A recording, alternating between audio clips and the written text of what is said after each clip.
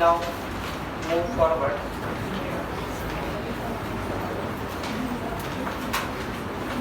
હવે આપણા બેઝિકલી બે એપ બાકી છે. એક છે LLP અને એક છે કંપનીઝ એક્ટ. પણ કંપનીઝ એક્ટ આપણો કમ્પ્લીટ થઈ જાય એટલે મોર ધેન 50% LLP એક્ટ તમને ઓટોમેટિક આવડી જશે. કારણ કે LLP એક્ટ ટોટલી ડિપેન્ડન્ટ શેના પર છે? કંપનીઝ એક્ટ પર છે. તો એટલા માટે આપણે સૌથી પહેલા કંપનીઝ એક્ટ જોઈશું. સૌથી પહેલા આપણે જે એક્ટ જોવાના છે એનું નામ લખું છું. The Companies Act 2013.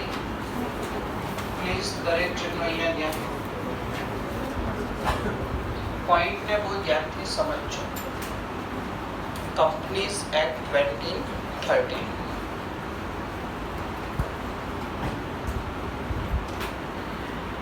આ એક જ એક્ટ એવો છે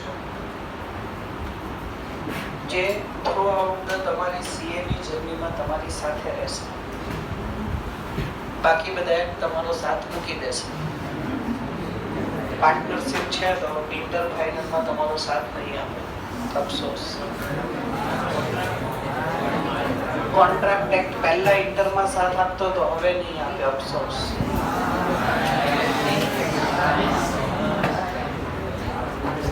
કે પછી એસઓજી છે એ પણ નહીં આવે. એલએલપી આવશે ઇન્ટરમાં. પણ કંપનીઝ એક્ટ જે છે ઇવન એનું જેમ જેમ તમે સીએમાં આગળ વધતા જશો એમ એનું importance portion, mark wise portion વધતું જશે. જેમ કે આપણે ફાઉન્ડેશનના પોઈન્ટ ઓફ વ્યૂથી વાત કરીએ તો કંપનીઝ એક્ટનો વેઇટેજ કેટલું? On an average 10 marks. જ્યારે તમે ઇન્ટરમાં આવશો તો એનું વેઇટેજ થઈ જશે 60 to 70 માર્ક્સ. કોર્પોરેટનો આખો એક પાર્ટ છે અને એક છે અધર લો. અને જ્યારે ફાઇનલમાં આવશો ત્યારે ઓર એનું ઇમ્પોર્ટન્સ વધી જશે અને 100 માર્ક થઈ જશે આખો જે એક્ટ છે. એટલે કે બાકીના બધા સેક્શન બધા કવર થશે તમારા ફાઇનલમાં. હવે જનરલી થાય કેવું,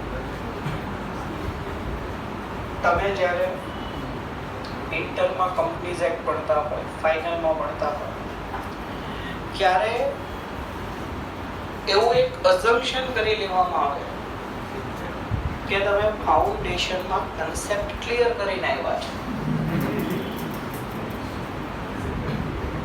કેટલા કન્સેપ્ટ ક્લિયર થયા હોય આપણને જ ખબર હોય. હાવેવર આપણા અહીંયા તો ઇન્ટરમાં હું ઓલમોસ્ટ બેઝિકથી ભણાવું છું. હા, ટુ બી ફ્રેન્ક, ફાઉન્ડેશનમાં જેટલું ડિટેલમાં ભણાવીએ એટલું નહીં, પણ એક ડિટેલ્ડમાં ઓવરવ્યૂ સુધી આપણે ઇન્ટરમાં ભણાવીએ છીએ. એટલે પોઈન્ટ એ છે કે એ બધી જગ્યા ઉપર પણ અમુક વર્ડિંગ એવા આવે, અમુક પોઈન્ટ એવા આવે ત્યારે તમે એને સારી રીતે ત્યારે જ સમજી શકો જ્યારે તમારો કન્સેપ્ટ ક્લિયર હોય. અને ફાઉન્ડેશનમાં આપણે બેઝિક જે પાર્ટ શીખવાના છીએ એ મોટા ભાગના પાર્ટ એવા જ છે જે કન્સેપ્ટ વાઇઝ ઇમ્પોર્ટન્ટ છે, પ્રેક્ટિસ વાઇઝ ઇમ્પોર્ટન્ટ નથી. જ્યારે ઇન્ટર અને ફાઇનલમાં જે શીખો ને પ્રેક્ટિસ વાઇઝ ઇમ્પોર્ટન્ટ હોય કે ભવિષ્યમાં સીએ બની તમે જે કામ કરવાના છો તો ત્યાં તમારે જે કામ કરવાના છે, જે પ્રોબ્લેમ આવવાની છે એ બધાના સોલ્યુશન ઇન્ટર અને ફાઇનલના લોમાંથી મળે. ફાઉન્ડેશનમાં જે શીખવાનું છે ત્યાંથી પ્રેક્ટિકલ પ્રોબ્લેમના સોલ્યુશન નહીં હોય.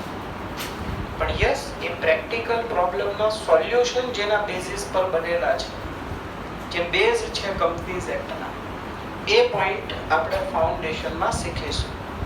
તો બંને રીતે આપણા માટે બહુ ઇમ્પોર્ટન્ટ એક્ટ છે ધ કંપનીઝ એક્ટ 2013. સૌથી પહેલો પોઈન્ટ લખું છું, applicability of this act. આ એક્ટ કોને કોને એપ્લિકેબલ છે, એટલે કે કંપનીઝ એક્ટ કઈ કઈ જગ્યા પર કઈ કઈ સંસ્થાઓને લાગુ પડે છે. પહેલો પોઈન્ટ લખું છું,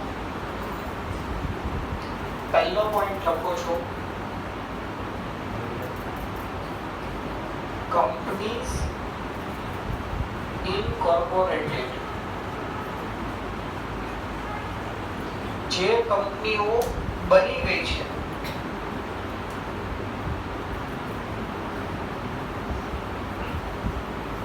under this act or under any previous company laws.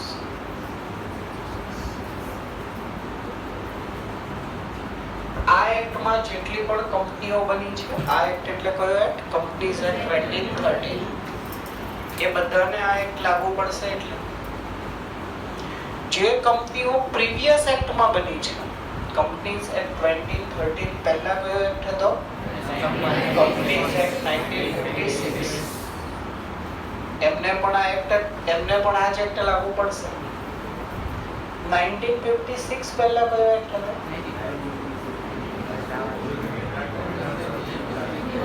1913 companies act 1913.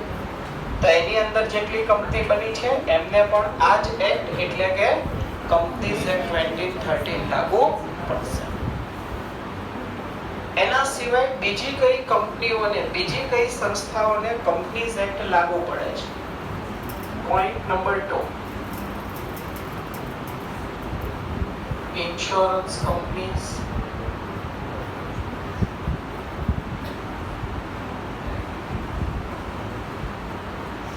banking companies,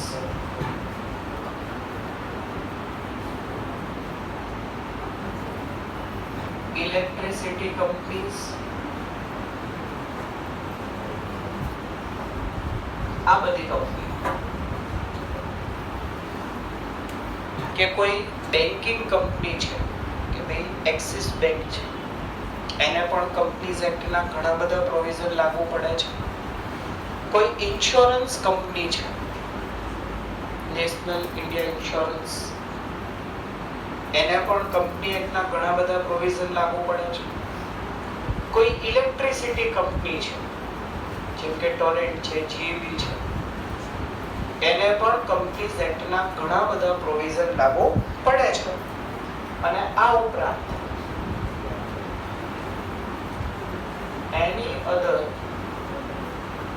company or body corporate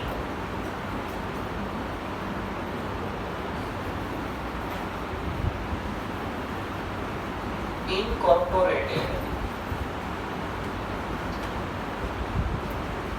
under any special act, અથવા તમે કોઈ સ્પેશિયલ એક્ટ થી બન્યા હો તો પણ તમને કંપનીઝ એક્ટ લાગુ પડશે. જેમ કે એલઆઈસી છે, તો એલઆઈસી એક સ્પેશિયલ એક્ટ થી બની છે જે સંસદમાં પાસ થયો હતો એક્ટ. રેલવે છે તો રેલવે એક સ્પેશિયલ એક્ટ થી બનેલી કંપની કહેવાય. જીબી છે, ગુજરાત ઇલેક્ટ્રિસિટી બોર્ડ, એક સ્પેશિયલ એક્ટ થી બનેલી કંપની છે. તો આવી બધી સંસ્થાઓ જે સ્પેશિયલ એક્ટ થી બની છે એમને એ એક્ટ તો લાગુ પડશે જેના અંડર તમે બન્યા છો, પણ સાથે સાથે કંપનીઝ એક્ટના પણ ઘણા બધા પ્રોવિઝન લાગુ પડશે. દરેકને કન્સેપ્ટ ક્લિયર થયો? આગળ વધીએ. નેક્સ્ટ પોઈન્ટ છે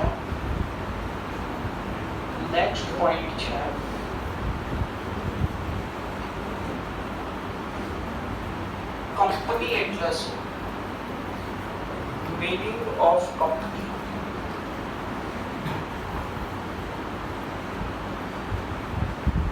પોઈન્ટ લખું છું, ધ્યાનથી પોઈન્ટને સમજજો. Company means a company. Company એટલે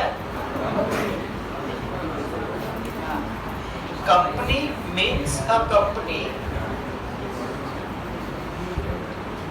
incorporated. એવી કંપની જે ઇનકોર્પોરેટ થઈ છે, જેની સ્થાપના થઈ છે. શેમાં? under this act or under any previous companies law. જોઈ કંપની એટલે શું? આ એક્ટમાં જે કંપની બની છે અથવા તો જે પ્રીવિયસ એક્ટમાં બનેલી છે, જેમ કે ભાઈ માની લો 2014 માં કોઈ કંપની બની હોય તો એ અંડર કંપનીઝ એક્ટ 1913 બની. 2020 માં કોઈ કંપની બની હોય તો એ અંડર કંપનીઝ એક્ટ 1930 બની. પણ 2011 માં કોઈ કંપની બની હોય તો 1956 માં બની હોય.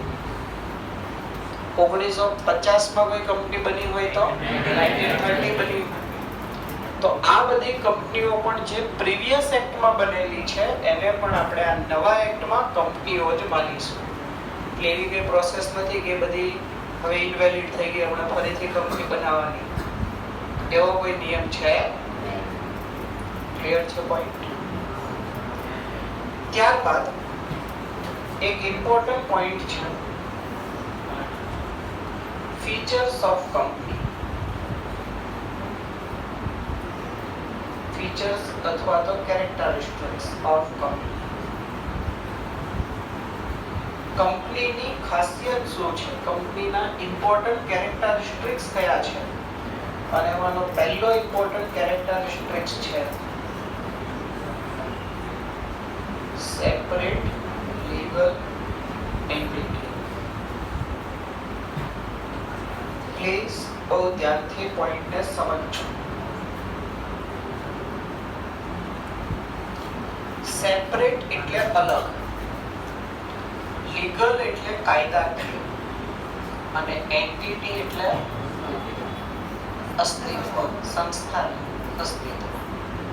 ટૂંકમાં આખા પોઈન્ટનું ગુજરાતી થાય અલગ, કાયદાકીય, અસ્તિત્વ. પોઈન્ટને બહુ જ ડિટેલમાં સમજીશું.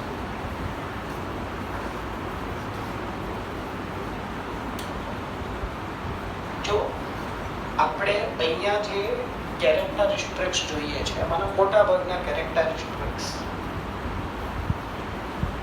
કઈ એક બુકમાં લખી દેવાથી ના બન્યા હોય. એ આખા પ્રોસેસ ઓફ ટાઈમથી બન્યા હોય.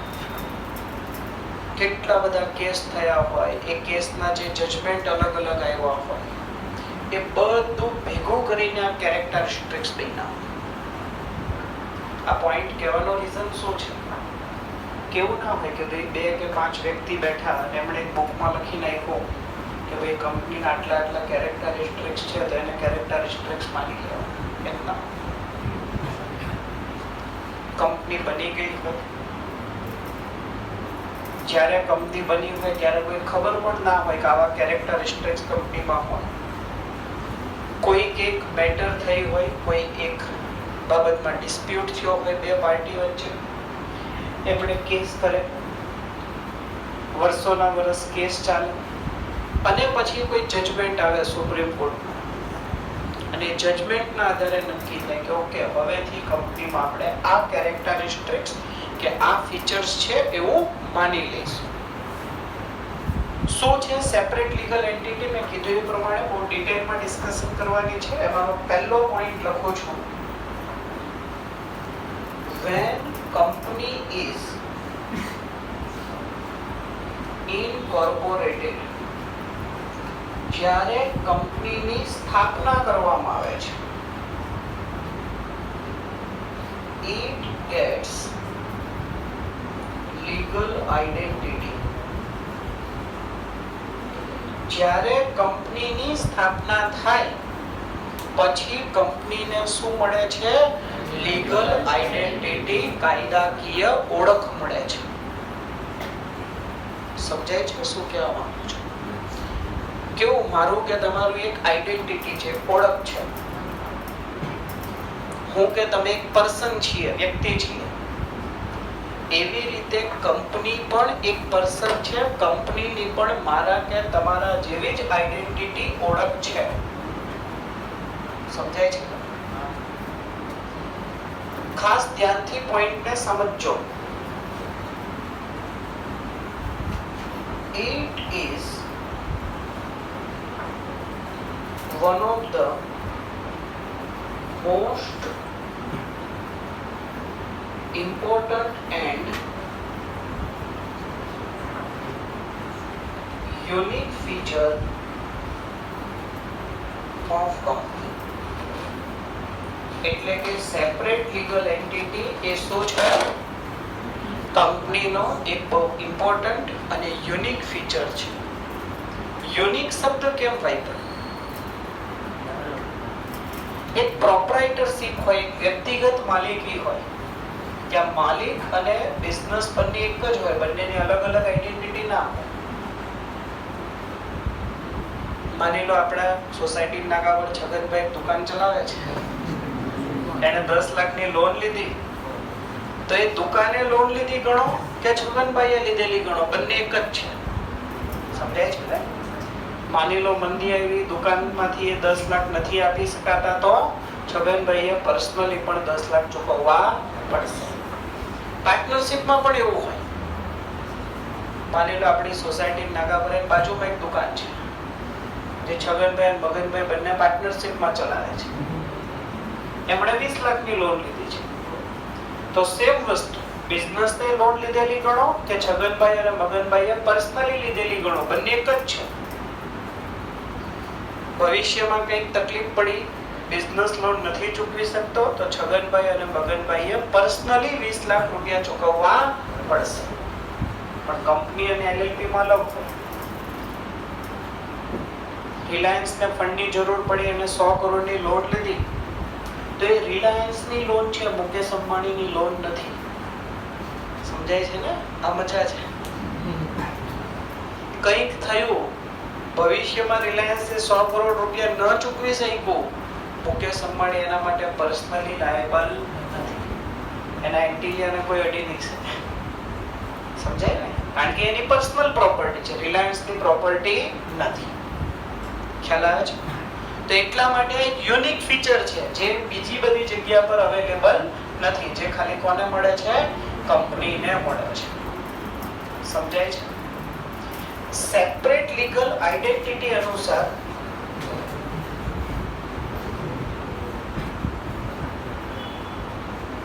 ખાસ પોઈન્ટને ધ્યાનથી સમજજો.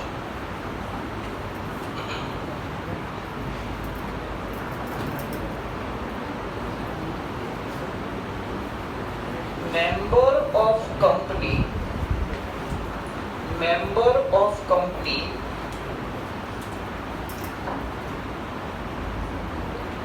can not be held liable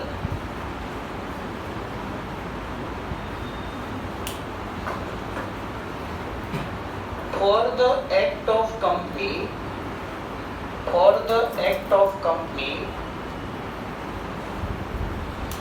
even if such member hold substantial part of company. Please પોઈન્ટને ધ્યાનથી સમજો. પોઈન્ટ શું કહેવા માંગે છે?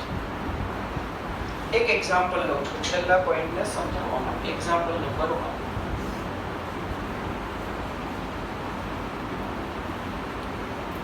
એક કંપની છે, આ કંપનીમાં બે મેમ્બર છે, મિસ્ટર એક્સ અને મિસ્ટર વાય.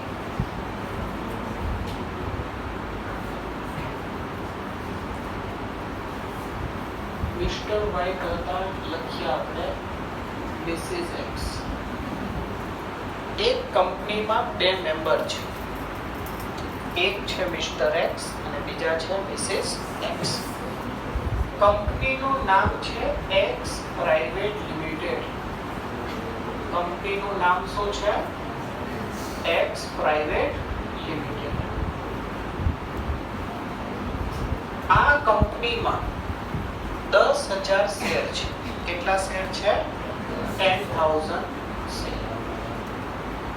આ 10,000 શેરમાંથી એક્સ પાસે છે 9,999 શેર અને મિસિસ એક્સ પાસે છે 1 શેર. ઘણાને એક સવાલ થાય, સર એક્સ 1 શેર પણ કેમ આપ્યો? બધા પોતાની પાસે રાખવા ને. કારણ કે પ્રાઇવેટ કંપની બનાવવા માટે મિનિમમ 2 મેમ્બર જોઈએ, એટલે એક્સે આપવા તો નહોતા જ, પણ આ તો જબરજસ્તી આપવું પડે એમ હતું. કારણ કે 10,000 શેર એ પોતાની પાસે રાખી શકે નહીં, કારણ કે ઓછામાં ઓછા કેટલા મેમ્બર જોઈએ? 2. હવે શું થયું? એક્સ લિમિટેડ કંપનીએ બેંકમાંથી લોન લીધેલી છે 50 લાખ. હવે સવાલ એ છે, માની લો એક્સ પ્રાઇવેટ લિમિટેડ પાસે એટલી એસેટ્સ નથી કે 50 લાખ રૂપિયા ચૂકવી શકે.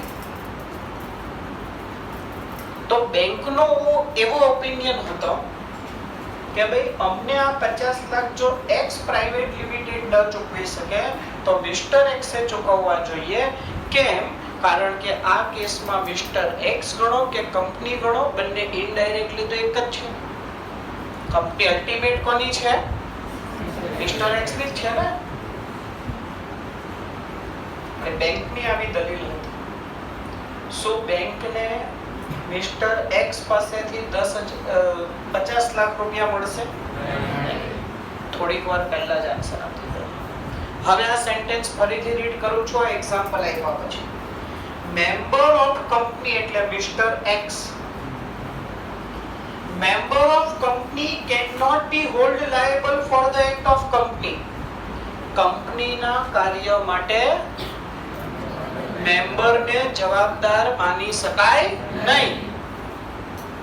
ઇવન ઇફ ભલે સચ મેમ્બર એટલે કે mister X, such member mister X hold substantial part એટલે સારો એવો ભાગ કંપનીનો ધરાવતો. ખરેખર આ કેસમાં એવું જ છે ને, કંપનીનો સારો એવો શું ઓલમોસ્ટ બધો ભાગ કોણ ધરાવે છે? Mister x. તો પણ કંપનીના કાર્યો માટે મિસ્ટર એક્સ કંપનીના મેમ્બરને કેન નોટ બી હોલ્ડ લાયેબલ જવાબદાર માની શકાય. દરેકને પોઈન્ટ સમજાય છે? આવો જ એક ઇમ્પોર્ટન્ટ પોઈન્ટ આ જ પોઈન્ટની અંદર આપણે જોઈશું. નેક્સ્ટ પોઈન્ટ લખું છું. વાતચીત નહીં થવી જોઈએ. Existence of member is separate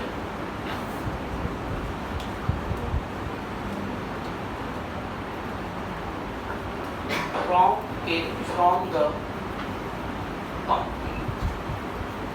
કંપનીના મેમ્બરનું એક્ઝિસ્ટન્સ કંપનીના એક્ઝિસ્ટન્સ કરતા અલગ છે. સમજાય છે ને? એટલે કંપનીનું અસ્તિત્વ અલગ છે અને મેમ્બરનું અસ્તિત્વ અલગ છે. ક્યારેક બંનેને કરવાની ભૂલ કરવાની. અને છેલ્લો પોઈન્ટ મેં જે કીધું, હજી એક એક્ઝામ્પલ જોવું પડશે. એ પોઈન્ટ લખો છો. Even member does not have even member does not have insurable interest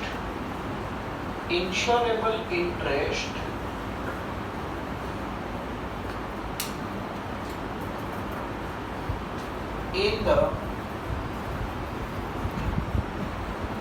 property of Amul. આ સેન્ટેન્સ ને સમજવું હોય તો મેં તમને કોન્ટ્રાક્ટ એક્ટ માં કંઈક કીધું હતું એ યાદ કરવું પડશે. ઇન્શ્યોરેબલ ઇન્ટરેસ્ટ વેજરિંગ એગ્રીમેન્ટ અને ઇન્સ્યોરન્સ કોન્ટ્રાક્ટ અને કોન્ટ્રાક્ટ ઓફ ઇન્સ્યોરન્સ નો એક ડિફરન્સ હતો. ત્યાં મેં તમને આ પોઈન્ટ એક્સપ્લેન કર્યો હતો. ત્યારે શું સમજાયું તો ફરી એકવાર કહું છું.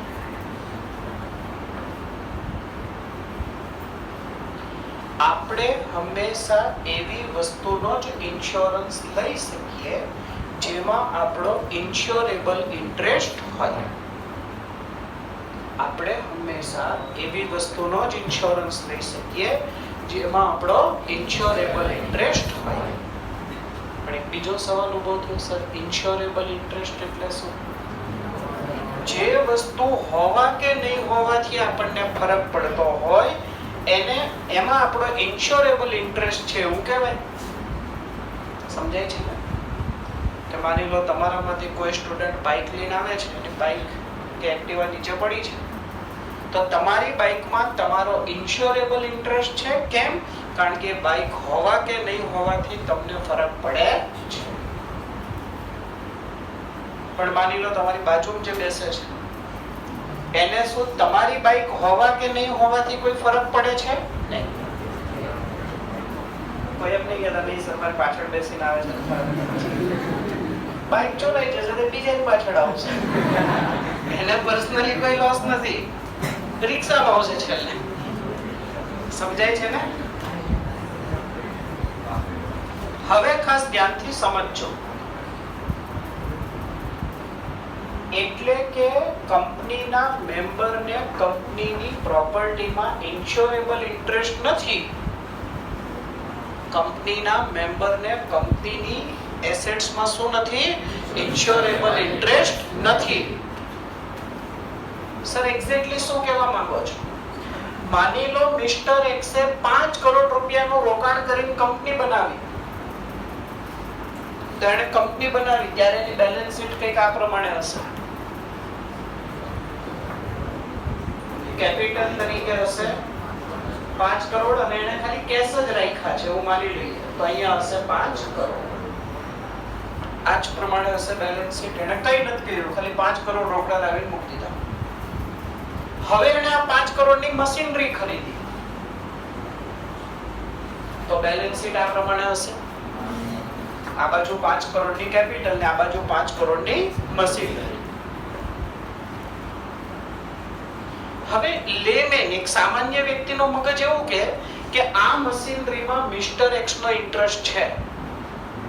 આ મશીનરીમાં મિસ્ટર એક્સ નો ઇન્શ્યોરેબલ ઇન્ટરેસ્ટ છે. કેમ? કારણ કે રૂપિયા તો મિસ્ટર એક્સ ના છે ને. બસ અહીંયા જ એક લેમેન અને તમારું માઇન્ડ અલગ થવું જોઈએ. As per separate legal entity company અલગ છે, કંપનીના મેમ્બર અલગ છે. આ પ્રોપર્ટીમાં ઇન્શ્યોરેબલ ઇન્ટરેસ્ટ છે કોનો? એક્સ પ્રાઇવેટ લિમિટેડ કંપનીનો છે. મિસ્ટર એક્સ નો ઇન્શ્યોરેબલ ઇન્ટરેસ્ટ નથી. કારણ કે જો આપણે એવું કહીએ કે એક્સ નો ઇન્શ્યોરેબલ ઇન્ટરેસ્ટ છે તો આપણે ફરીથી ભૂલ કરી, મેમ્બર અને કંપનીને એક માની લીધા. જ્યારે ખરેખર મેમ્બર અને કંપની શું છે? અલગ છે. જોઈએ એક point. Example number 2. X private limited શું કર્યું? એક શીપ પરચેસ કરી. આ મશીનરીની જગ્યા પર માની લો શીપ પરચેસ કરી.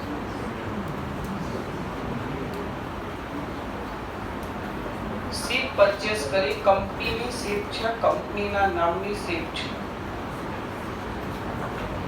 આ કંપનીનો એક મેમ્બર છે મિસ્ટર એક્સ. કંપનીનો મેમ્બર પણ છે. વાતચીત બંધ કરતો પહેલા તો મિસ્ટર એક્સ કંપનીનો મેમ્બર પણ છે, કંપનીનો ડાયરેક્ટર પણ છે, કંપનીનો એમ્પ્લોય પણ છે. બધું જ છે. અહમ બ્રહ્માસ્મિ જેવું છે. બધું જ મિસ્ટર એક્સ છે આ કંપનીમાં. મિસ્ટર એક્સે શું કર્યું? આ શિપનો એક ઇન્સ્યોરન્સ લીધો.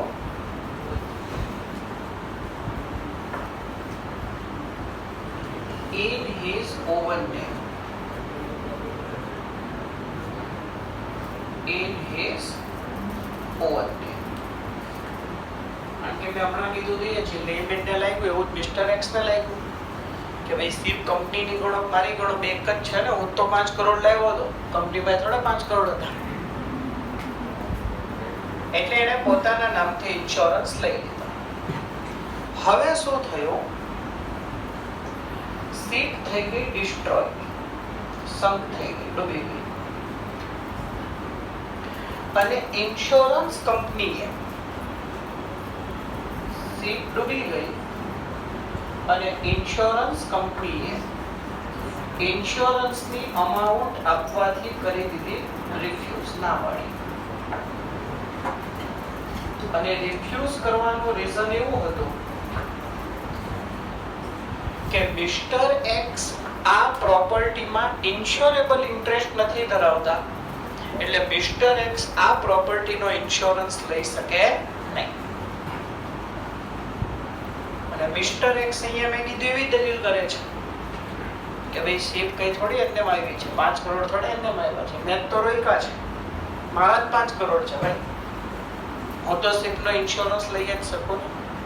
તો ત્યારે કોર્ટનો આ જજમેન્ટ હતો કે મેમ્બરનો કંપનીની પ્રોપર્ટીમાં ઇન્સ્યોરેબલ ઇન્ટરેસ્ટ હોતો નથી અને એટલા માટે ઇન્સ્યોરન્સ કંપની આ અમાઉન્ટ આપવા માટે લાયેબલ. એણે એક જ ભૂલ કરી.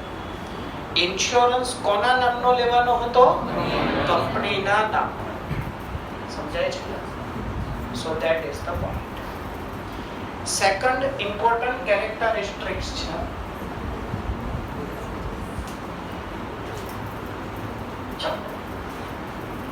સેકન્ડ ઇમ્પોર્ટન્ટ કેરેક્ટરિસ્ટિક્સ છે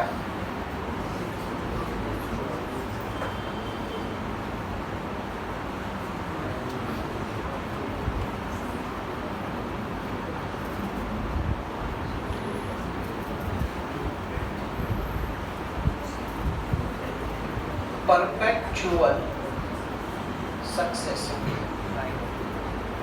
જેનું ગુજરાતી થાય, જેનું ગુજરાતી થશે કાયમી અસ્તિત્વ.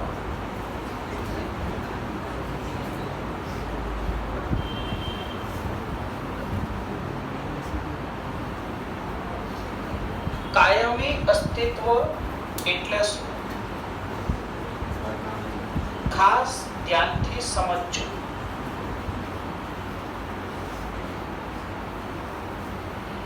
કંપનીનો બોન્ડ, કંપનીનું એક્ઝિસ્ટન્સ શેનાથી આવે છે?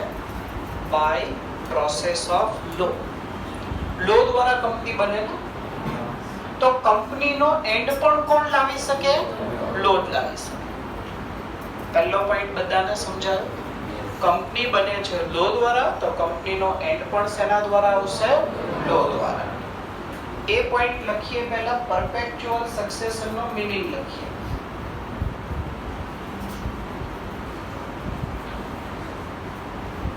Perpetual succession means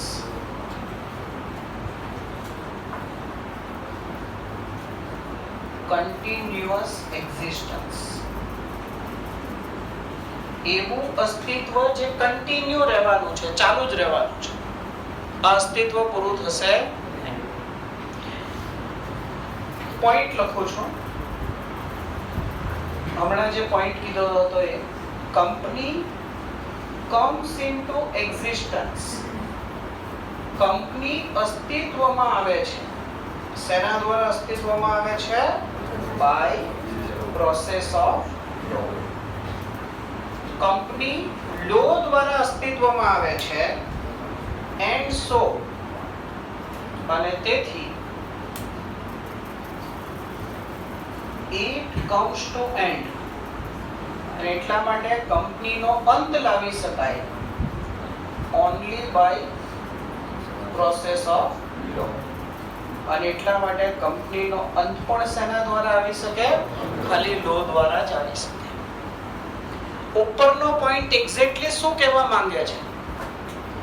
મેમ્બર કંપનીમાં આવતા અને જતા રહેશે, પણ કંપનીના અસ્તિત્વને કોઈ ફરક પડતો નથી. એનું એક એક્ઝામ્પલ આપું, પછી એ સેન્ટેન્સ લખું છું. માની લો આપણી પાસે 5 લાખ રૂપિયાનું રિઝર્વ ફંડ હતું. 5 લાખમાંથી આપણે રિલાયન્સ કંપનીના શેર ખરીદ્યા. આપણા બ્રોકરને કીધું કે ભાઈ 5 લાખ રૂપિયાના રિલાયન્સના જેટલા શેર આવે એટલા ખરીદી. માની લો 200 શેર 5 લાખ રૂપિયાના આવ્યા અને આપણે 200 શેર ખરીદ્યા. 200 શેર આપણે ખરીદ્યા એટલે કે શું આપણે કંપનીના, રિલાયન્સ કંપનીના શેર હોલ્ડર કહેવાઈએ? યસ. જે વ્યક્તિ કંપનીનો શેર હોલ્ડર છે એ કંપનીનો મેમ્બર પણ છે.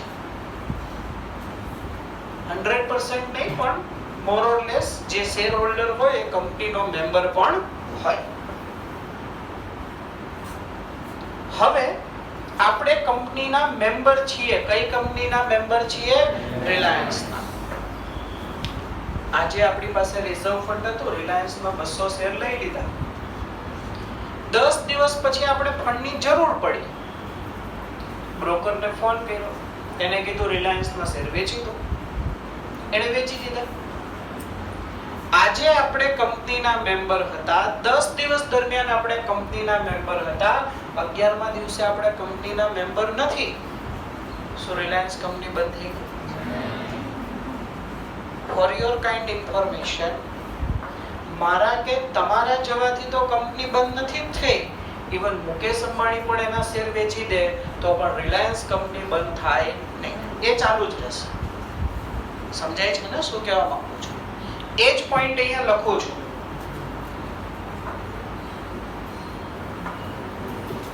Members may come and go. Please point ને ધ્યાનથી સમજજો. Members may come and go એટલે કે members આવતા રહેશે અને જતા રહેશે. But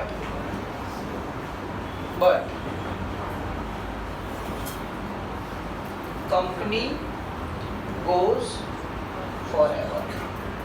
પણ કંપની હંમેશા માટે ચાલુ રહેશે. આનો બીજો મીનિંગ શું થાય? આનો બીજો મીનિંગ એવો થાય, death, insanity, insolvency of member.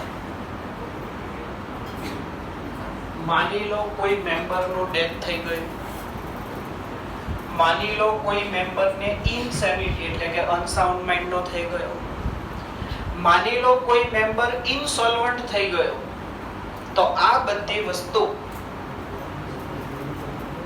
does not affect, કોને અસર નથી કરતી? does not affect the existence of. આ બધી વસ્તુ કંપનીના અસ્તિત્વને કોઈ રીતે અસર કરતી નથી. દરેકને પોઈન્ટ સમજાય છે?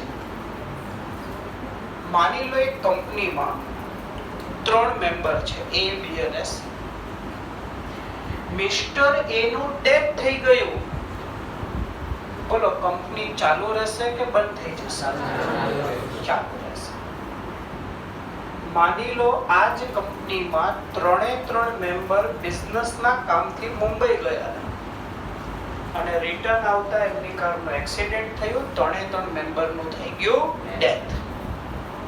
3 મેમ્બરનું ડેથ થઈ ગયું. હવે આ કંપની ચાલુ રહેશે કે બંધ થઈ જશે? કોણ ચલાવશે? મેમ્બર જ નથી થઈ જાય હોય તો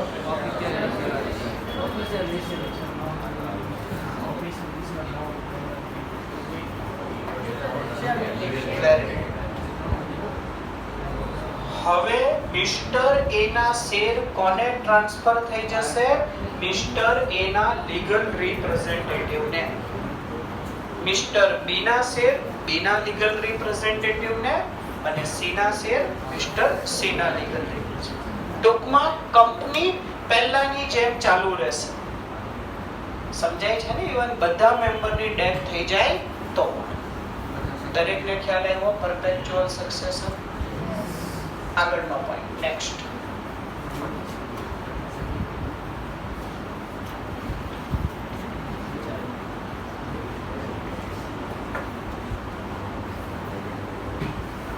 પોઈન્ટ નંબર 3,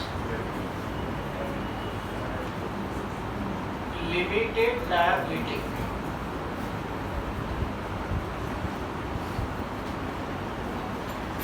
ચાલો જો કંપનીની એક મોસ્ટ ઇમ્પોર્ટન્ટ ખાસિયત શું છે કે કંપનીમાં મેમ્બરની લાયબિલિટી લિમિટેડ હોય. એક પ્રોપ્રાઇટરશિપ મેં કીધી કે માની લો કંપની ઉપર 50 લાખનું દેવું હતું. કંપની ઉપર નહીં, સોરી, દુકાન ઉપર. દુકાનની બધી એસેટ્સ વેચી દીધી, 40 લાખ રૂપિયા પે થઈ ગયા, જે 10 આપવાના બાકી છે. તો આ 10 લાખ રૂપિયા ક્યાંથી અપાશે? માલિકે પર્સનલી પોતાના ઘરેથી પણ લાવવા પડશે. પાર્ટનરશિપમાં પણ સેમ હોય. પાર્ટનરશિપ પર 50 લાખનું દેવું છે, બધી એસેટ્સ વેચી દીધી, 40 લાખ જ ચૂકતે થયા, તો બાકીના 10 લાખ બે પાર્ટનરોએ ઘરેથી પણ લાવીને 10 લાખ ચૂકવવા પડશે. આને શું કહેવાય? Unlimited liability. However company unlimited liability વાળી પણ હોય છે, પણ most of the time A limited liability વાળી. લિમિટેડ લાયબિલિટી વાળી કંપનીમાં શું ફાયદો થાય એ સમજો. હવે હમણાં થોડીક વાર પહેલા મેં એક એક્ઝામ્પલ આપ્યું ને, એ અને બી પાર્ટનર છે, એમની ફર્મમાં 50 લાખનું દેવું છે, 40 લાખ ચૂકવી દીધા, 10 લાખ ઘરેથી લાવવા પડે. માની લો એ અને બી આની જગ્યા પર કંપની બનાવી હોત. શું બનાવ્યું હોત? કંપની. તો શું થાય? તો 50 લાખનું દેવું હતું, 40 લાખ રૂપિયાની એસેટ્સ હતી, બધું વેચી દીધું, 10 લાખ ચૂકવવાના બાકી રહી ગયા, તો એ બાકી જ રહેશે. એ અને બી એ ઘરેથી કઈ લાવવાની જરૂર નથી. શા માટે? કારણ કે બંનેની લાયબિલિટી કેવી હતી? લિમિટેડ. બીજો એક ઇમ્પોર્ટન્ટ પોઈન્ટ, પહેલો પોઈન્ટ લખો છો.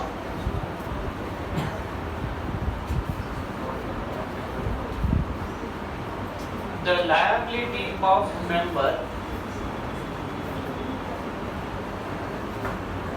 is the liability of member is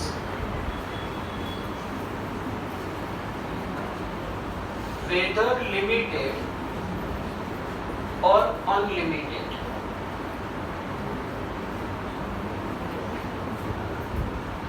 Mention in अथवा तो described in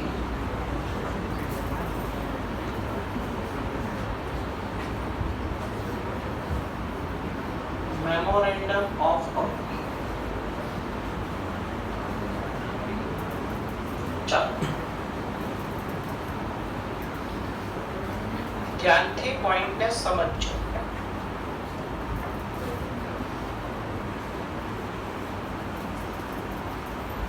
કોઈ પણ કંપનીના બે ઇમ્પોર્ટન્ટ ડોક્યુમેન્ટ હોય. એક હોય મેમોરેન્ડમ ઓફ એસોસિએશન અને બીજું હોય આર્ટિકલ ઓફ એસોસિએશન. કંપનીના બે સૌથી ઇમ્પોર્ટન્ટ ડોક્યુમેન્ટ હોય. એક ડોક્યુમેન્ટનું નામ છે મેમોરેન્ડમ ઓફ એસોસિએશન અને બીજા ઇમ્પોર્ટન્ટ ડોક્યુમેન્ટનું નામ છે આર્ટિકલ ઓફ એસોસિએશન.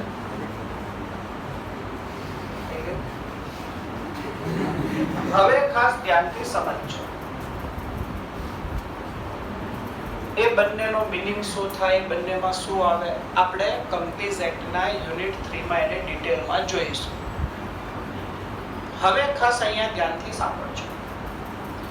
આ બંને ડોક્યુમેન્ટમાંથી મેમોરેન્ડમમાં લખેલું હોય, શું લખેલું હોય, મેમ્બરની લાયબિલિટી લિમિટેડ રહેશે કે અનલિમિટેડ. બહુ ઇમ્પોર્ટન્ટ ડિસ્કશન. કંપની 3 પ્રકારની હોઈ શકે. બેઝિકલી કંપની 3 પ્રકારની હોઈ શકે. એક હોઈ શકે company having share capital. એક કંપની કેવી હોઈ શકે, company having share capital, share capital વાળી કંપની.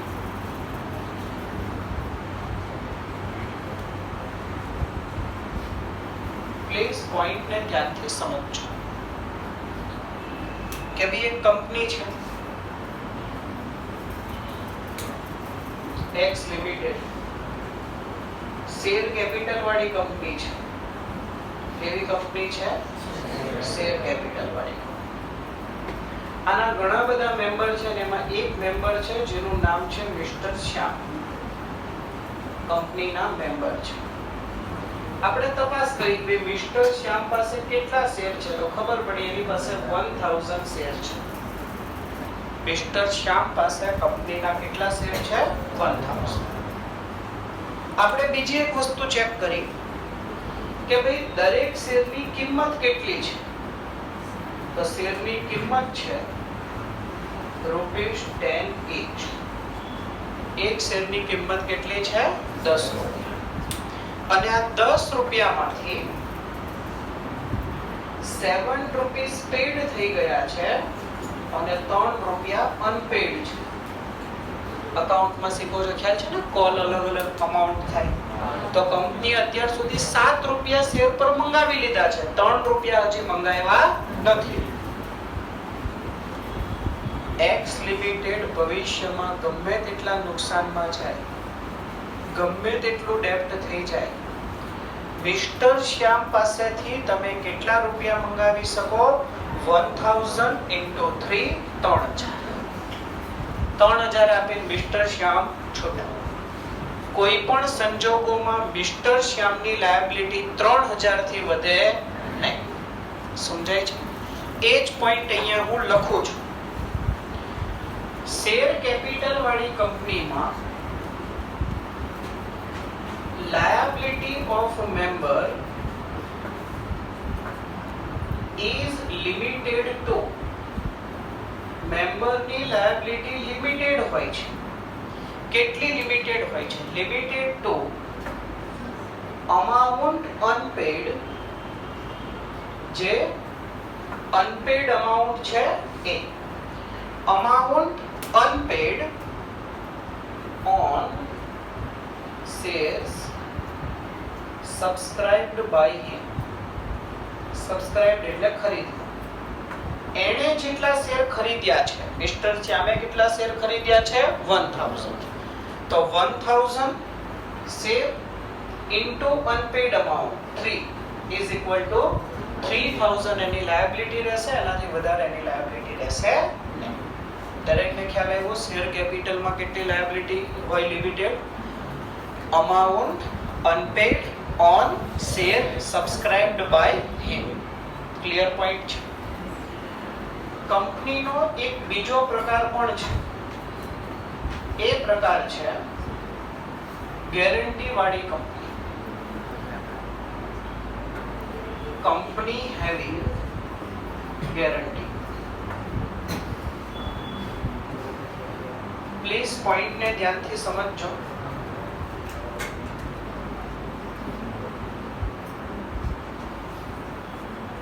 આપણા માટે એક્ઝામ્પલ 1 હતું. એક્ઝામ્પલ નંબર 2 લઉં છું. એક કંપની છે વાય લિમિટેડ નામની, અથવા તો વાય પ્રાઇવેટ લિમિટેડ. આની અંદર 3 મેમ્બર છે x y અને z. કેટલા મેમ્બર છે? x y અને z. 3 મેમ્બર છે. તપાસ કરી તો ખબર પડી આ x y અને z એ પ્રોમિસ આપી છે, ગેરંટી આપી છે કે અમે કંપનીમાં 5 લાખ રૂપિયા આપીશું જો જરૂર પડે તો, જ્યારે કંપની બંધ થવાની હોય ત્યારે. એટલા બધા સેફટીમાં ચાલે છે. એવું નહીં જરૂર પડે ત્યારે, કંપની બંધ થતી હોય ને જરૂર પડે તો. ઇટ મીન્સ કંપની ચાલુ હોય ને રૂપિયાની ગમે તેવી જરૂર પડે, XYZ પાસે મંગાવી શકાય નહીં. સમજાય છે ને? ઇવન કંપની બંધ થતી હોય ને જરૂર ના પડી, ઇટ મીન્સ જેટલી લાયબિલિટી હતી એટલી એસેટ્સ હતી આપી દીધી, તો પણ XY અને Z પાસે રૂપિયા મંગાવી શકાય. ક્યારે મંગાવી શકાય? જરૂર પડે. સમજાય છે? અહીંયા પોઈન્ટ લખો છો. પહેલું સેન્ટેન્સ સેમ લખો છો. Liability of a member is limited to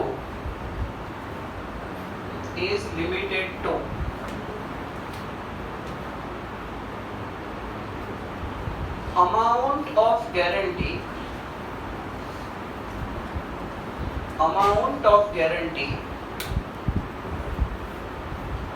undertaken by member. અંડરટેકન એટલે લેવું. મેમ્બરે જે અમાઉન્ટ ગેરંટી તરીકે લીધી છે એટલી જ અમાઉન્ટ મેમ્બરે પે કરવી પડશે. ક્લિયર છે? અને એ પણ ક્યારે? In the event of winding up of company. કંપનીનું વાઇન્ડિંગ અપ કરવું મીન્સ કંપની બંધ કરવી. એટલે જ્યારે કંપની બંધ થતી હોય ત્યારે મેમ્બરે જે રકમ ગેરંટી તરીકે આપી હોય એટલી જ રકમની એની લાયબિલિટી રહેશે, એનાથી વધારે લાયબિલિટી રહેશે નહીં. અને એક ત્રીજી કંપની હોઈ શકે.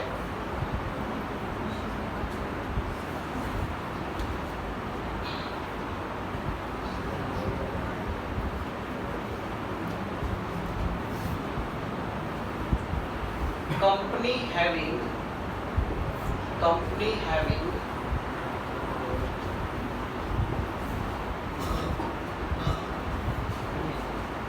share capital and guarantee. અમુક કંપની એવી હોય જેમાં બંને વસ્તુ હોય કે ભાઈ મિસ્ટર શ્યામ છે તેણે 1000 શેર પણ લીધા છે અને 5 લાખની ગેરંટી પણ આપી છે. સમજાય છે ને? ઘણી કંપની એવી હોય કે ભાઈ આપણે બંને રાખવું છે, ગેરંટી પણ રાખવી છે અને શેર કેપિટલ પણ રાખવું છે. તો લો દ્વારા પોસિબલ છે. તો આ કેસમાં મેમ્બરની લાયબિલિટી કેટલી હોય? Liability of member is limited to મેમ્બરની લાયબિલિટી લિમિટેડ રહેશે. કેટલા સુધી લિમિટેડ રહેશે? Amount unpaid on shares subscribed by him.